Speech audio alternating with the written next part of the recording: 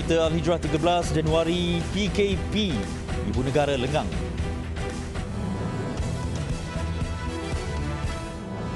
Juga polis pantau lorong tikus.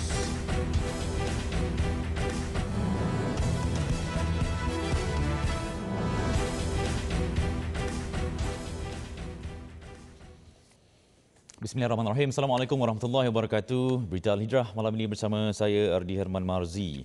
Tepat jam 12:01 tengah malam tadi, sekatan jalan raya SJR mula dilakukan polis di seluruh negara susulan larangan merentas negeri. Di Lembah Kelang yang dikenakan Perintah Kawalan Pergerakan PKP, kebanyakan laluan keluar masuk daerah dan negeri diadakan SJR bagi menghadkan pergerakan orang ramai yang tidak mempunyai urusan penting.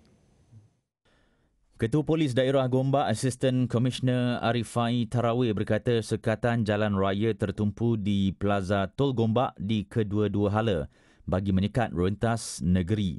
Untuk makluman semua, dalam daerah Gombak ni kita ada dirikan sebanyak 7 sekatan jalan raya yang berfungsi untuk menyekat pergerakan rentas negeri dan juga rentas daerah. Salah satunya adalah di Tol Rawang ini, Tol Gombak ini menghala ke Bentong, dan satu di sebelah sana adalah dari Bentong menghala ke Kuala Lumpur. Begitu juga di Rawang kita ada buat juga 2 sekatan jalan raya, dan di Selayang. Selain itu, menurut beliau, penutupan secara kekal turut dijalankan iaitu di Jalan Gombak Lama di Batu 24. Ia bagi menghalang dan menyekat pergerakan dari sempadan Bentong menghala ke Selangor.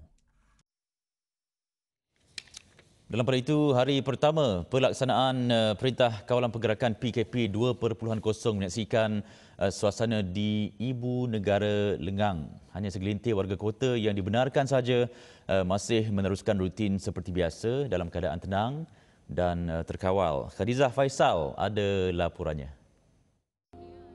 Tinjauan di Ibu Negara siang tadi jelas menunjukkan situasi jalan raya yang tidak sesak dengan kenderaan mahupun orang awam.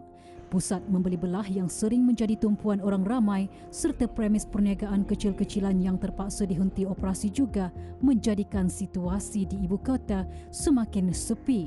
Orang tak ada mari, tutup semua. Bazar tutup, jagal tutup. Jadi selalunya sini memang meriah lah? Memanglah sekarang. Sekarang memang tak ada. Dulu ada banyak jalan-jalan orang ada. Berbeza sangat sebab kalau hari biasa pun parking memang penuh. Kalau hari biasa, weekend Sabtu Ahad pun parking penuh. Memang ramai orang kat sini. Dan keadaan hari first day ni memang lapang, tak ada orang lagi. Mak Kam Yen, 53 tahun, yang merupakan kaki tangan perbankan berkata dia merupakan salah seorang pekerja yang perlu bekerja secara bersemuka memandangkan dia dan beberapa kaki tangan yang lain perlu berurusan dengan pelanggan. Ya, sunyi saja. Semua gerai-gerai sudah tutup. Ya, kita terpaksa balik kerja sebab kita kerja bank essential service lah. Ya, kena balik kerja sebab have to liaise dengan customer. Sepanjang tinjauan saya jelas menunjukkan premis makanan yang dibenarkan beroperasi dan orang ramai juga masih mematuhi prosedur operasi standard dan arahan kerajaan. Sementara itu, sepanjang tinjauan saya, barisan peniaga makanan juga sempat berkongsi rintihan mereka. Ekoran terkesan dengan PKP yang dilaksanakan semula ketika ini. Namun rata-rata mereka terpaksa akur dengan arahan kerajaan dalam usaha menangani penularan COVID-19 meskipun pelaksanaan itu tidak memberi kelebihan, apatah lagi menyebelahi nasib mereka. Ini sekali ni yang paling teruk. Sebab tengok satu customer pun tak ada menego. Tapi kalau menega macam ni sampai 2 minggu lagi, mungkin kena tutup lah. Sebab kita tak boleh nak cover kan. Pun dah kurang dah pekerja. Biasa 30, sekarang dah tinggal 10 lah. 10 pun mungkin tak boleh nak bayar gaji lagi diorang. Ada juga yang terpaksa mengurangkan jumlah pekerja dan mengurangkan jumlah menu dan kuantiti makanan untuk mengelak pembaziran. Pekerja jadi pada 6, sekarang jadi 4 orang sebab ikut peraturan dari PKP dan lagi nak bayar gaji pun tak berbaloi pendapatan. Bisa katakan macam tadi saya masak nasi dalam 3 kilo. Target yang nasi lah. Lepas tu tak cukup saya masak lagi sikit-sikit. Macam itu je. Macam sayur tadi tak cukup saya masak lagi 1 tray kecil. Itu je. Sebab tak nak membazir. Tak nak membazir, sayang. Laporan Khadiza Faisal, Berita Al-Hijrah.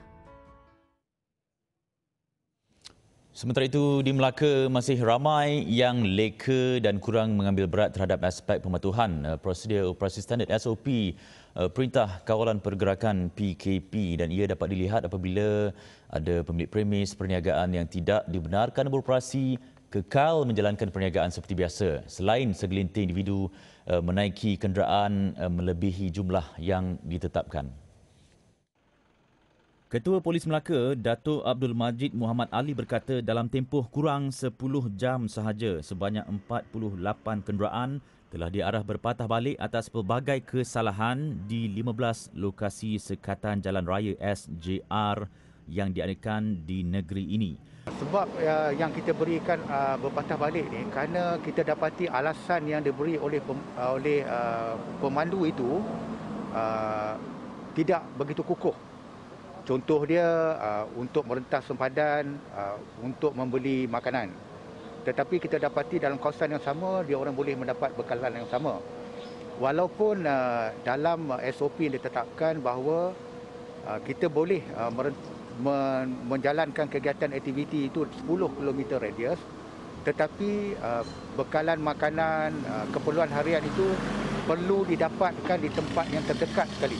Tegasnya, Polis Melaka turut mengawal ketat semua lorong tikus yang dikesan di setiap daerah bagi mengelak aktiviti rentas daerah dan negeri, selain mengekang pergerakan keluar masuk pendatang asing tanpa izin parti. Beliau berkata demikian ketika meninjau SJR hari pertama pelaksanaan PKP di Taman Sutera Wangi, Batu Berendam, Melaka hari ini. Sebanyak 15 SJR dilakukan secara tetap di Melaka, iaitu di 3 daerah di Alor Gajah, Melaka Tengah dan Jasin, manakala 11 lagi dilakukan secara berkala. Sejak 12 malam tadi, 4,218 kenderaan telah diperiksa dan 5 kompaun telah dikeluarkan. Taman Asuhan Kanak-Kanak Taska yang berdaftar di bawah Jabatan Kebajikan Masyarakat JKM boleh beroperasi dalam tempoh pelaksanaan Perintah Kawalan Pergerakan PKP, PKP Bersyarat PKPB dan PKP Pemulihan PKPP. Kementerian Pembangunan Wanita, Keluarga dan Masyarakat KPWKM dalam satu kenyataan hari ini memaklumkan kebenaran operasi itu adalah selaras dengan Akta Pencegahan dan Pengawalan Penyakit Berjangkit 1988 atau Akta 342. Kenyataan itu menyebut pengusaha taska di premis kerajaan, sama ada kerajaan persekutuan atau negeri, perlu memohon kebenaran dan memaklumkan kepada JKM mengenai rancangan untuk beroperasi. Setiap taska diwajibkan mematuhi garis panduan pencegahan penularan COVID-19 yang diterbitkan KPWKM serta diluluskan oleh Majlis Keselamatan Negara MKN. KPWKM juga akan mempertingkatkan pemantauan terhadap semua taska berdaftar yang beroperasi ketika PKP bagi memastikan prosedur operasi standard SOP ditetapkan MKN dan Kementerian Kesihatan KKM dipatuhi. Kebenaran beroperasi bagaimanapun boleh terbatal sekiranya ada arahan terkini daripada pihak berkuasa.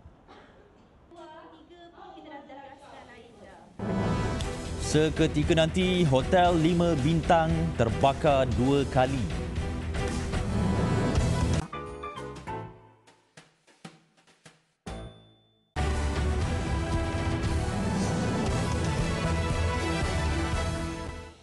Sebuah hotel 5 bintang di Teluk Datai, Langkawi terbakar kali kedua dalam tempoh tidak sampai 24 jam. Kebakaran kedua berlaku awal pagi tadi selepas kejadian kebakaran pertama petang semalam. Menurut penolong pengarah bahagian operasi kebombaan dan penyelamat Jabatan Bomba dan Penyelamat Kedah, Penguasa Kanan Bomba 1 Muhammadul Ehsan Muhammad Zain, pihaknya menerima panggilan pada jam 1.13 pagi. Sepasukan pegawai dan anggota dari Balai Bomba dan Penyelamat Langkawi dikejarkan ke lokasi kebakaran. Dan sebaik tiba, api sedang menjulang tinggi membakar bangunan bersebelahan blok utama kelas B di mana anggaran keluasan bangunan ialah 91 meter panjang dan lebar 274 meter. Api marak dengan cepat berikutan angin kencang dan struktur bangunan yang diperbuat daripada kayu. Anggaran kemusnahan struktur bangunan itu hampir 100%. Pihak bomba turut mengalami masalah bekalan air dan akses untuk melakukan pemadaman ekoran pili bomba terletak jauh dari kawasan hotel. Ketika ini, anggota bomba sedang membuat pengawalan kebakaran di bahagian restoran bersebelahan hotel itu bagi mengelak bahang api di mana boleh mengakibatkan api hidup semula membakar bangunan utama. Bagaimanapun, tiada mangsa yang terlibat. Ekoran kejadian berlaku ketika Kedah sedang dalam Perintah Kawalan Pergerakan bersyarat PKPB. Punca dan nilai kerugian masih disiasat. Seorang mekanik dihukum penjara 14 bulan dan denda RM2,000 oleh Mahkamah Magistrate Marang hari ini atas kesalahan mencuri 2 utas gelang emas bernilai RM40,000. Tertuduh Amir Amirul Rashid Yunus, 32 tahun, mengaku bersalah selepas pertuduhan dibacakan. Mengikut pertuduhan, Amir Amirul didakwa mencuri 2 utas gelang emas di sebuah kedai emas di Marang pada 4.45 petang 24 Disember lalu. Tertuduh yang memakai baju berwarna merah dan pelitup muka ketika itu dikatakan telah ke premis itu kononnya untuk membeli barang kemas. Amir Amirul yang menyamar sebagai pelanggan kemudiannya bertindak melarikan barang kemas dengan menaiki kereta Gentoo berwarna kelabu. Kejadian tersebut telah dirakam kamera litar tertutup di dalam kedai. Dia didakwa di bawah Seksyen 380 Kanun Keseksaan kerana mencuri dan hukuman diarahkan berjalan dari tarikh sabitan kes iaitu hari ini. Pendakwaan dikenalikan pegawai pendakwa Assistant Superintendent Othman Ibrahim manakala tertuduh tidak diwakili peguam. Di Perak, sebuah syarikat pengeluar plaster siling bakal didenda RM50,000 di bawah Akta Standard Minimum Perumahan dan Kemudahan Pekerja atau Pindaan 2019 Akta 446 selepas gagal mendapatkan perakuan penginapan daripada Jabatan Tenaga Kerja JTK. Pengarah JTK Perak Muhammad Fauzi Abdul Ghani berkata hasil pemeriksaan di beberapa lokasi penginapan pekerja syarikat berkenaan mendapati pihak majikan gagal mematuhi peraturan ditetapkan. Daripada operasi ini, pihak jabatan akan membuka kertas siasatan kerana kegagalan majikan untuk menyediakan kemudahan yang sepatutnya disediakan kepada pihak pekerja. Kalau kita lihat dari segi penjarakan katil, memang tidak ikut. Majikan juga tidak menyediakan almari berkunci dan juga kita lihat ruang udara pun tidak kondusif untuk mereka tinggal dan first aid kit pun tidak disediakan oleh pihak majikan. Beliau berkata demikian kepada media selepas menyertai operasi khas ke atas asrama dan penginapan pekerja di sekitar Ipoh hari ini. Menurut Muhammad Fauzi, keadaan tempat penginapan pekerja terbabit yang daif dan tidak kondusif seperti tandas yang kotor serta sistem pengudaraan tidak mengikut peraturan boleh menyebabkan risiko penularan COVID-19. Justru tegas beliau, pihak JTK akan membuka kertas siasatan kerana majikan gagal menyediakan kemudahan yang sepatutnya kepada pekerja. Jelas Muhammad Fauzi, berdasarkan rekod pada tahun lalu, JTK Perak telah membuka 10 kertas siasatan terhadap sebuah syarikat sarung tangan getah di bawah Akta 446 yang kini dalam proses untuk pendakwaan. Ujar beliau, tahun ini JTK tidak akan berkompromi dengan mana-mana majikan yang gagal mematuhi Akta 446 bagi memastikan kebajikan pekerja asing. Dan pada itu, JTK Negeri Sembilan kecewa usaha mereka melaksanakan pematuhan Akta 446 disambut dingin oleh pihak majikan. Pengarahnya S. Tarum Marajan berkata, daripada kira-kira 5,000 majikan yang direkodkan di negeri itu, hanya 25 majikan yang memperolehi perakuan penginapan pekerja. Menurut S. Tarum Marajan, pelbagai pendekatan mendidik dan berkempen dijalankan, namun rata-rata kempen pematuhan tersebut dipandang sepi oleh pihak majikan di negeri itu. Walaupun kami dah ambil, sebelum ni kita dah buat 1 kali operasi dan kita dah bagi media publicity dalam media, tapi respon masih lagi macam itulah. So mungkin jabatan terpaksa ambil tindakan yang lebih tegas lah. Bagaimanapun, kata S. Tarumarajan, pihaknya bersedia memberi bantuan khidmat nasihat dan perundingan memandangkan isu penempatan kediaman pekerja sama ada tempatan atau luar negara amat penting, lebih-lebih lagi ketika negara berdepan pandemik COVID-19. Beliau berkata demikian selepas menyertai operasi pematuhan Akta 446 di sekitar kawasan Seremban dan Nilai, Negeri Sembilan siang tadi. Pembayaran fasa kedua Bantuan Prihatin Nasional BPN 2.0 akan dilaksanakan bermula 21 Januari ini. Menteri Kewangan Tengku Datuk Seri Zafrul Tengku Abdul Aziz berkata bayaran BPN fasa kedua ini dipercepatkan berikutan pelaksanaan semula Perintah Kawalan Pergerakan PKP. 11.06 juta penerima merangkumi 10.6 juta penerima BPN sedia ada serta 460,000 penerima baru bakal menikmati bayaran itu dengan jumlah keseluruhan 2.38 bilion ringgit. Bagi penerima kategori B40, bayaran akan dikreditkan ke dalam akaun bank bermula 21 Januari ini, manakala kategori M40 pula bermula 25 Januari 2021. Bagi penerima yang tidak mempunyai akaun bank pula, pembayaran akan dibuat mulai 25 Januari 2021 di cawangan Bank Simpanan Nasional BSN. Penerima di Sabah dan Sarawak tanpa akaun bank pula, pembayaran akan bermula awal Februari sehingga 1 April 2021 di lokasi yang bakal diumumkan akhir bulan ini. Semakan kelulusan boleh dibuat mulai 15 Januari 2021 di laman web www.bpn.hasil.gov.my. BPN 2.0 adalah sebahagian daripada kerangka inisiatif tambahan pakej rangsangan ekonomi prihatin rakyat bernilai 10 bilion ringgit yang diumumkan Perdana Menteri Tan Sri Muhyiddin Yassin 23 September tahun lalu. Remaja perempuan berusia 19 tahun antara kematian terbaru COVID-19 daripada 4 kes yang dilapor pada hari ini.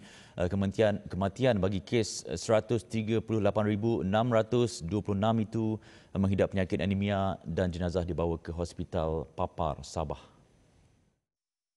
Setakat hari ini, kes aktif dengan kebolehjangkitan meningkat kepada 32,377 kes dengan pertambahan kes hari ini sebanyak 2,985 kes. Pada hari ini, 2,985 kes telah dicatatkan melebihi unjuran R0 iaitu 1.1. Jadi kita anggarkan unjuran pada hari ini pun lebih kurang 1.16 atau ke atas. Jelasnya unjuran untuk mencapai 3,000 kes sepatutnya adalah pada bulan Februari dengan R0 1.16. Namun trend peningkatan dengan angka yang direkodkan sejak kebelakangan ini ia telah mencapai R0 1.16. Justru pelaksanaan Perintah Kawalan Pergerakan PKP ketika ini penting bagi melandaikan lengkuk graf COVID-19.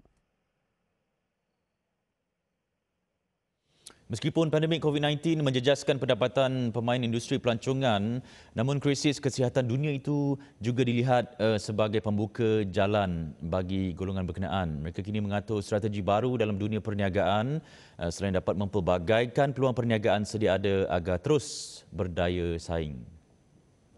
Dia panggil business opportunity, tetapi pasti affiliate. Presiden Persatuan Agensi Pelancongan Umrah dan Haji Malaysia Papuh, Datuk Seri Razali Muhammad Syam berkata, inisiatif yang dilancar Papuh selama 2 hari menggunakan aplikasi Google Meet dapat memanfaatkan secara optimum kepada ahli di bawah naungan persatuannya itu berkongsi produk terbaru keluaran masing-masing. Kalau kita berniaga, selama ni mungkin kita complacent ataupun selesa dengan apa yang kita buat.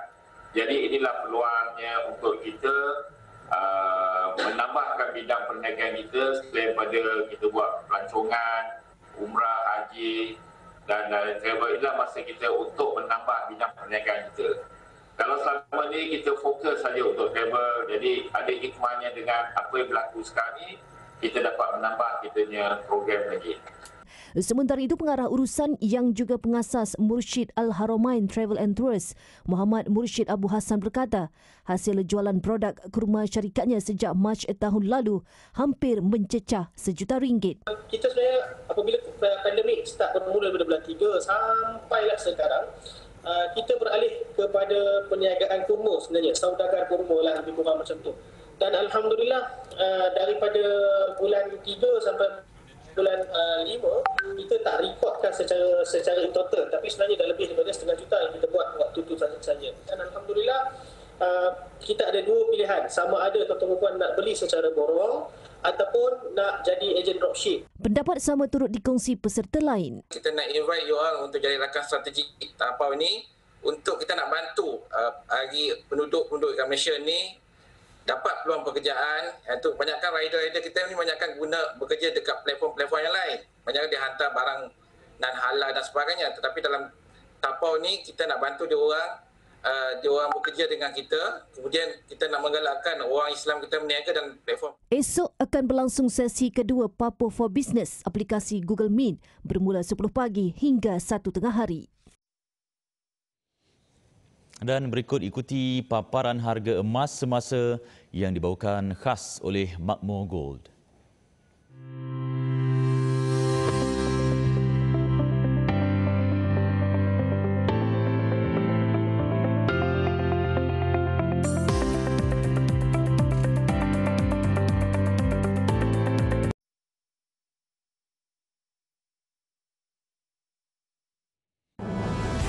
Selepas ini, Jokowi terima vaksin COVID-19. Presiden Indonesia Joko Widodo atau Jokowi menerima suntikan pertama vaksin COVID-19 sebagaimana dijanjikan sebelum ini bagi meningkatkan keyakinan rakyatnya terhadap vaksin berkenaan. Jokowi diberikan suntikan vaksin Sinovac pada 9.40 pagi waktu Indonesia Barat, diikuti beberapa menteri kabinetnya, Ketua Polis Indonesia Idham Aziz dan Panglima Tentera Indonesia Hadi Jajanto.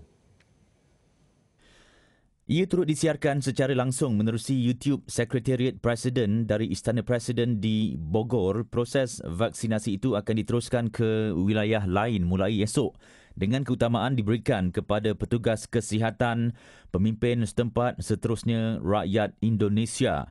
Pada 11 Januari lalu, Badan Pengawas Ubat dan Makanan Indonesia BPOM meluluskan penggunaan vaksin Sinovac dari China bagi membolehkan proses suntikan vaksin di republik itu bermula hari ini. Pada 16 Disember tahun lepas, Jokowi mengumumkan vaksin COVID-19 itu akan diberikan secara percuma kepada rakyat republik berkenaan dengan menyasarkan 182 juta penduduk daripada hampir 290 juta penduduk Indonesia. Suntikan tersebut bagaimanapun tidak termasuk kanak-kanak, mereka yang berusia 60 tahun ke atas serta golongan berisiko seperti ibu mengandung. Pada 6 Disember lalu, Indonesia menerima 1.2 juta dos vaksin COVID-19 dari China. 1.8 juta dos lagi vaksin diterima pada 31 Disember lalu, manakala 15 juta lagi vaksin diterima semalam. Kerajaan Indonesia juga memeterai perjanjian membeli 426 juta lagi dos vaksin dari AstraZeneca, Pfizer dan Novavax. Jokowi menjadi pemimpin negara terbaru yang menerima suntikan pertama selepas Joe Biden dan putera mahkota Muhammad Salman. Seorang wanita warga Amerika Syarikat yang membunuh seorang wanita hamil untuk mencuri bayi dalam kandungan mangsa menjalani hukuman mati secara suntikan maut hari ini. Lisa Montgomery, 52 tahun, disahkan mati pada jam 1.31 pagi di sebuah penjara di Terre Haute, Indiana. Hukuman itu sekaligus menjadikan Montgomery muncul wanita pertama yang menjalani hukuman mati dalam tempoh hampir 7 dekad. Mahkamah Agung AS memberi kebenaran hukuman itu dijalankan meskipun wujud keraguan mengenai status mental Montgomery susulan permohonan peguam bela yang mewakilinya. Peguam belanya percaya bahawa tertuduh menderita masalah kesihatan mental yang teruk akibat penderaan yang dialami ketika kanak-kanak. Dalam kejadian menyayat hati itu, Montgomery bertindak menjerut mangsa Bobby Justinian yang hamil 8 bulan dengan tali sebelum menoreh perut dan mengeluarkan bayi perempuan yang belum lahir dengan pisau dapur.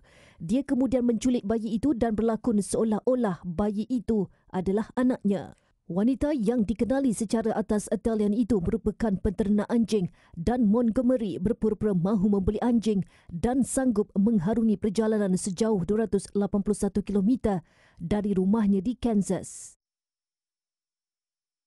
Baik, sebelum berpisah, jangan lupa saksikan analisis yang membawakan tajuk PKP 2.0, kes turun, ekonomi runtuh. Jam 9 malam ini bersama Finas Yunus. Jadi sekian untuk malam ini. Saya Ardi Herman. Kita jumpa lagi. Assalamualaikum warahmatullahi wabarakatuh. Selamat malam.